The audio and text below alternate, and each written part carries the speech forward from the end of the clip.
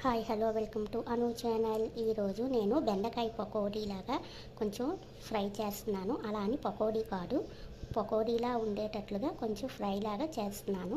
దానికి కావాల్సిన పదార్థాలు: బెండకాయ ముక్కలు, ఉల్లిపాయ ముక్కలు, పచ్చిమిర్చి, అల్లం తెల్లుల్లి, జీలకర్ర, కరివేపాకు, పసుపు, ఉప్పు, కారం, నూనె, కొంచెం వేయించిన శనగపిక్కలు. బెండకాయలు ఉప్పు నీటిలో ఒక 5 నిమిషాలు నానబెట్టిన తర్వాత ఇలా మంచినీటితో ఒక 2-3 సార్లు కడుక్కొని శుభ్రమైన టవల్తో బెండకాయలు తడి లేకుండా చూసుకొని, లేదు అనుకుంటే మన ఇంట్లో అన్నం వాచుకునే కళ్ళజంగిడి కానీ లేదా కన్నాల గిన్నె ఉంటుంది కదా, కన్నాల బుట్ట, ఆ బుట్టలో కానీ వేసుకొని నీరు లేకుండా శుభ్రంగా ఉండేటట్లుగా ఒక 5 నిమిషాలు ఉంచి నీరంతా పోయిన తర్వాత ఇలా బెండకాయలు పెద్ద పెద్ద ముక్కలుగా కోసుకోవాలి. చిన్న ముక్కలు కొయ్యకూడదు, ఎందుకంటే కూర కలిపేటప్పుడు అవి గింజలంతా బయటకు వచ్చేసి కూర అంతా బంకలాగా ఉంటుంది. కాబట్టి ఇలా పెద్ద పెద్ద ముక్కలుగానే కోసుకొని ఒక పక్కన పెట్టుకోవాలి. ఇలా పొయ్యి వెలిగించుకొని పెనం పెట్టుకొని, పెనం వేడెక్కాక ఆయిల్ వేసుకొని ఈ తరిగిన ఉల్లిపాయ ముక్కలు, పచ్చిమిర్చి, అల్లం తెల్లుల్లి, జీలకర్ర, కరివేపాకు అన్నీ వేసి ఇలాగా ఫ్రై చేసుకోవాలి. ఉల్లిపాయలు పచ్చివాసన పోయినంత వరకు బాగా ఫ్రై చేసుకోవాలి.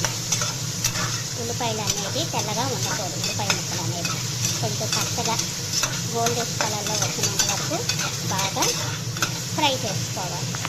ఉల్లిపాయ ముక్కలు బాగా వేగాలన్నమాట. ఇలా తాలింపు బగ్గిన తర్వాత కొంచెం శనగపిక్కల కూర, వేయించిన శనగపిక్కల కూర ఇలా వేసుకోవాలన్నమాట. ఇలా వేసుకొని తాలింపు అంతా కలిసేటట్లుగా, మరి కొంచెం పిక్కలు ఏపీస్ ఆల్రెడీ ఉన్నాయి కనుక కొంచెం గాలికి చల్లదనంకి పచ్చిగా అయిపోతాయి కనుక మరి కొంచెం తాలింపులో ఇలాగా వేయించుకోవాలన్నమాట. ఇలాగా తాలింపులో పిక్కలు వేసిన తర్వాత ఈ పిక్కలు కూడా కొంచెం బాగా ఫ్రై అయి వేగిన తర్వాత ఇప్పుడు ఇందాక మనం చూపించుకున్న ఈ బెండకాయ ముక్కలు కూడా వేసుకోవాలి. వేసుకొని ఎక్కువ కలిపకుండా కొంచెం తక్కువగా స్లోగా కలుపుకోవాలి. ఎందుకంటే ఎక్కువ కలిపితే ఆ బెండకాయ ముక్కల్లో ఉండే గింజలు ఊడిపోయి కూర అంతా గమ్ములాగా బంకలాగా ఉంటుందన్నమాట. బంక అంటుకుంటుంది, తినబుద్ధేది చికాకుగా ఉంటుంది. అందుకు ఎక్కువ కలపకండి, అలా వేసి వదిలేయండి.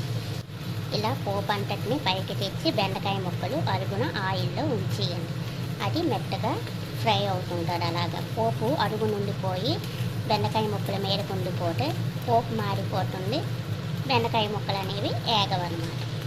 ఇలా కొంచెం వేగిన తర్వాత పసుపు, ఉప్పు వేసుకోవాలి. దానికి సరిపడా కొంచెం ఉప్పు, కొంచెం పసుపు వేసుకోవాలి. కారం అప్పుడే వేయకూడదు, లాస్ట్లో వేయాలి.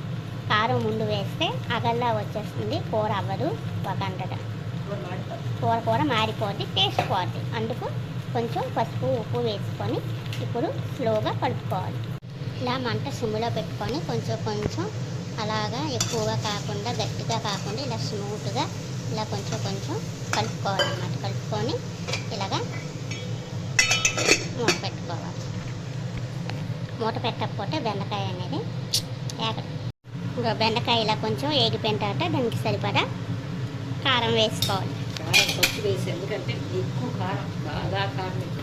బెండకాయకి కొంచెం కారం తక్కువ వేస్తాం, ఎందుకంటే మేము ఇంట్లో చేసుకున్న మసాలా కారం, ఇది హోమ్ మేడ్ కారం, అందుకే కొంచెం అన్నీ వేస్తావా? అదే గరం మసాలా సామాన్లు అన్నీ వేసావా?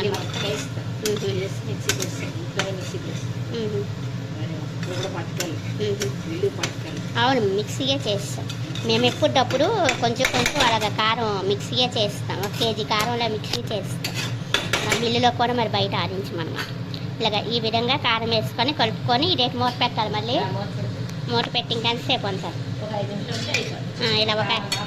ఇలా ఒక 5 నిమిషాలు ఉంటే ఇలాగ మూత పెట్టేసి ఒక 5 నిమిషాలు ఉంచితే కారం వాసన అంతా పోయి ఆ ఆవిడికి బెండకాయ కూడా ఉడుకుతుంది. కొంచెం ఆయిల్ ఉండడం వల్ల క్రిస్పీగా కూడా ఉంటుంది. పిక్కలు పిక్కలకి నేను కొన్ని తొక్క తీస్తాను, ఎందుకంటే పిక్కలు చూడడానికి బాగుంటుంది. నోట్లో వేసేటప్పటికి కుళ్ళు పిక్కలే దొరుకుతుంది.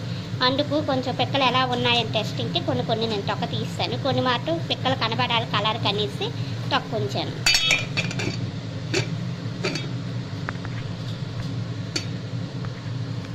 మూత పెట్టుకొని 5 నిమిషాల తర్వాత పొయ్యి ఆఫ్ చేసేయడమే.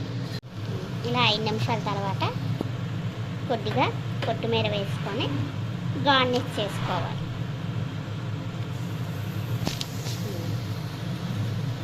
కొద్దిగా కొత్తిమీర వేసుకొని మరి కొంచెం కలపాల.